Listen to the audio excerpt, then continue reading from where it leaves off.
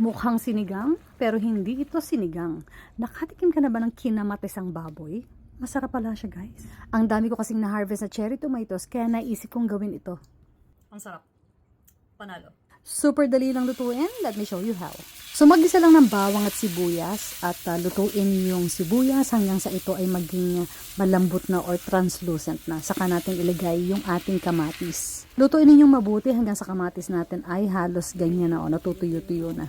Next, ang ating baboy. Kaya lang dahil sa kakalipat-lipat ko ng camera, hindi pala nag-record. So anyway, 1 and 1/2 pounds na pork belly ang ginamit ko dito. Bali, pina-brown ko lang siya dyan sa kawali at nilagyan natin siya ng patis. Pagkahalo, lagyan natin ng 5 cups ng tubig. Pakuluin natin, tapos ilagay natin ng 1 piece ng pork cube.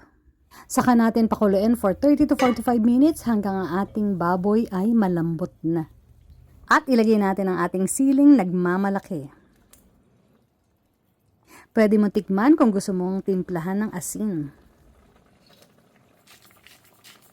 Kapag okay na sa'yo ang lasa, pwede mo ilagay yung pechay. Mga 1 minute lang yan, luto na ha. O diba ang dali lang lutuin? Tip, kailangan maraming kamatis. Kasi yan ang magpapalasa sa sabaw at magbibigay ng konting asim.